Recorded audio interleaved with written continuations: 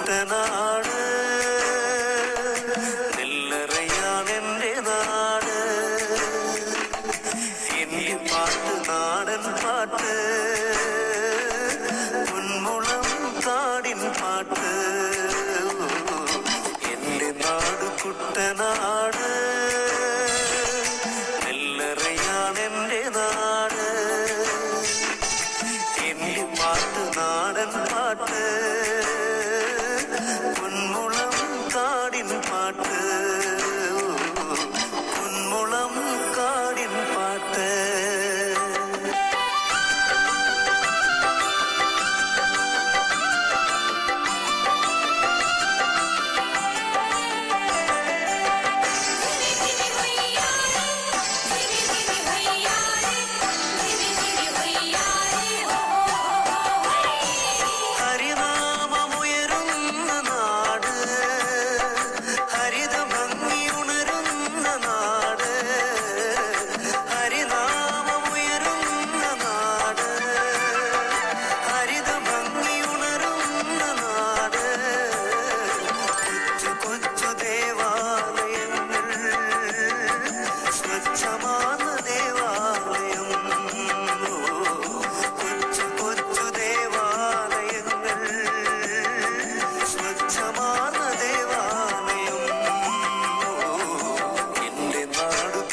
നാട്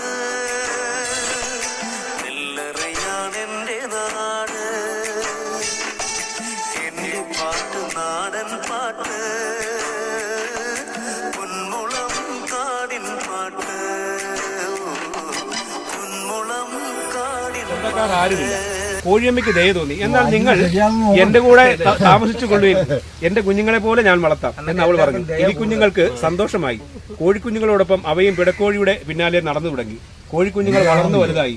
അവ അച്ഛനമ്മമാരെ പോലെ പണിയെടുത്ത് ആഹാരം സമ്പാദിച്ചു. എലിക്കുഞ്ഞുങ്ങൾ ഒരു ജോലിയും ചെയ്യാതെ കളിച്ചു നടന്നു. മാത്രമല്ല അവ വീട്ടിലുള്ളവർക്ക് വളരെ ശല്യമുണ്ടാക്കി. തക്കം കിട്ടിയാൽ കട്ട് തിന്നും. കടലാസും തുണിയും എല്ലാം കരണ്ട് നശിപ്പിക്കുന്നു. ഇവയെ മര്യാദ പഠിപ്പിക്കണമെന്ന് കോഴിയമ്മയ്ക്ക് തോന്നി. പൂവൻ കോഴിയും അത് ശരിവെച്ചു. ഒരു ദിവസം രാവിലെ കോഴിയമ്മയ്ക്ക് ഒരു വലിയ നെൽക്കതിർ കിട്ടി. അവർ എലിക്കുഞ്ഞുങ്ങളെ വിളിച്ചു. മക്കളെ, ഇതൊന്ന് കുത്തിക്കൊണ്ടു വരാമോ എന്ന് ചോദിച്ചു. എനിക്ക് വയ്യ, ചേട്ടൻ പറഞ്ഞു. എനിക്കും വയ്യ, അനിയനും പറഞ്ഞു. കോഴിയമ്മ തന്നെ നെല്ല് കുത്തി അരിയാക്കി. പിന്നെയും എലിക്കുഞ്ഞുങ്ങളെ വിളിച്ചു. മക്കളെ, ഇതൊന്ന് പൊടിച്ചുകൊണ്ട് വരാമോ എന്ന് ചോദിച്ചു. എനിക്ക് വയ്യ, ചേട്ടൻ പറഞ്ഞു. എനിക്കും വയ്യ, അനിയനും പറഞ്ഞു. കോഴിയമ്മ തന്നെ അരി പൊടിച്ചു. ഉരുക്കിയ ശർക്കര ചേർത്ത് മാവ് കുഴച്ചു. പിന്നെയും എലിക്കുട്ടികളെ വിളിച്ചു. മക്കളെ, ഇതുകൊണ്ട് അപ്പം ഉണ്ടാക്കാമോ? ഉണ്ടാക്കിയാൽ എല്ലാവർക്കും തിന്നാം എന്ന് പറഞ്ഞു. ചേട്ടൻ പറഞ്ഞു. എനിക്ക് വയ്യ, അനിയനും അത് തന്നെ പറഞ്ഞു. കോഴിയമ്മ അപ്പം ചുട്ടു.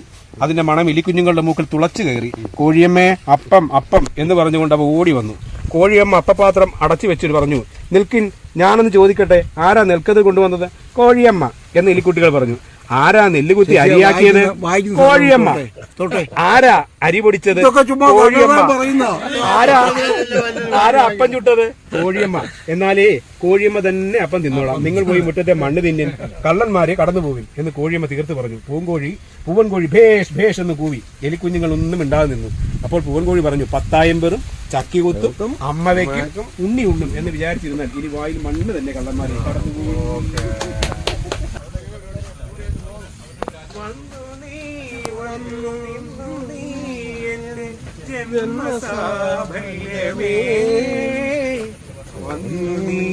വന്നു നിന്നു നീ എന്റെ ജന്മസാഫല്യമേ.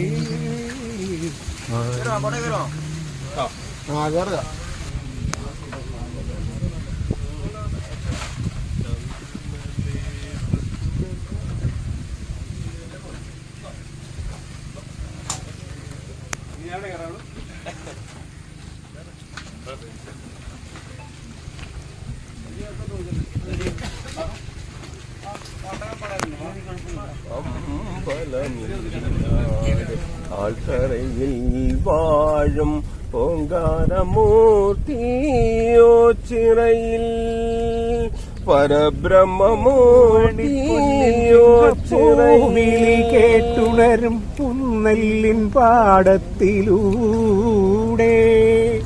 പൂവണിപ്പൊന്നിൻ ചിങ്ങപ്പൂവിളി കേട്ടുണരും പുന്നെല്ലിൻ പാടത്തിലൂടെ മാവേലി മന്നന്റെ മാണിക്യത്തേരുവരും മാനസ പൂക്കളങ്ങളാകും ആളും